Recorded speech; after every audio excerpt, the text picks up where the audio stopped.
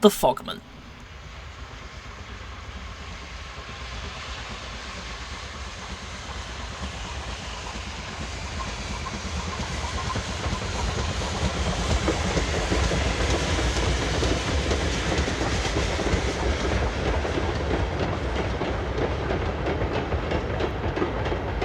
Along Thomas's branch line, near the junction, the line ran double-tracked for a cutting.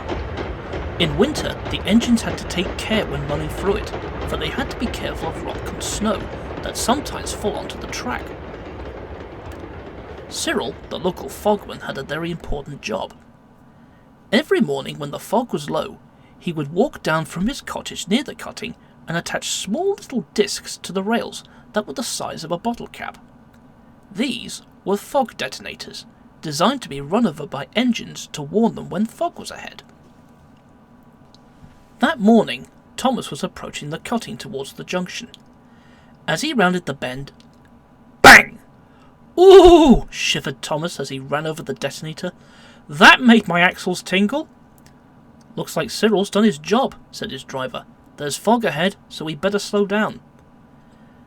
They passed Cyril's cottage, and Thomas whistled, "Peep peep, thank you," and continued on to the junction.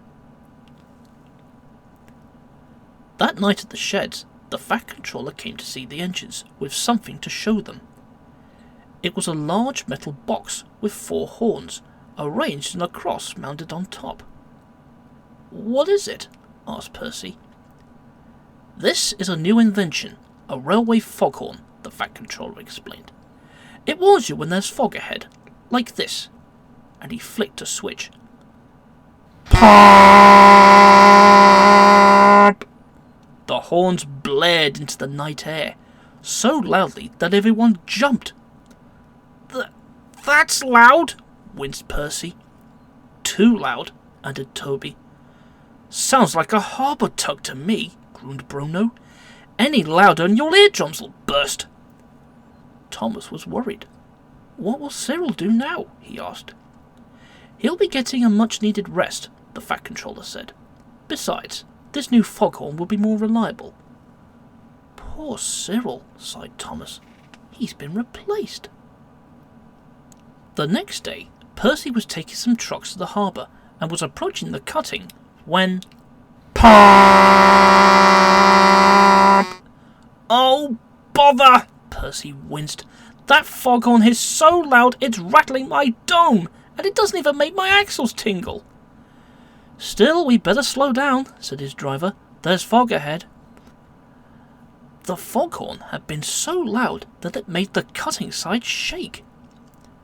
No sooner was Percy out of sight when there was a low rumbling noise that got louder and louder, and with a rumble and a crash, an avalanche of snow and rock slid down the cutting side.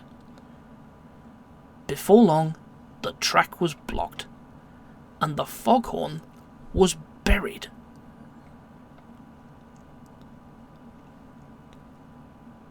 A short while later, Thomas set out from the junction with an up train.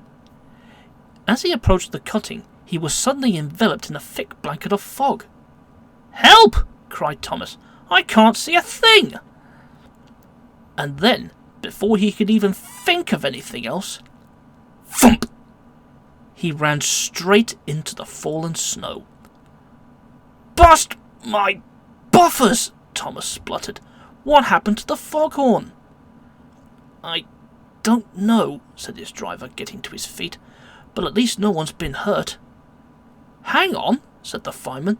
"Toby's due to come this way soon. And if there's no fog warning," finished Thomas, "he'll run into this too." "Leave it to me," came a voice from the fog. Thomas's eyes widened. "It's Cyril!" he cried. "I just hope he's in time." Toby was trundling down from the quarry on his way to the harbour. He was looking forward to a drink at the next station when... Bang! "Fog detonators!" exclaimed Toby as he ran over the cab. "Must be fog ahead," said his driver. "We'd better slow down."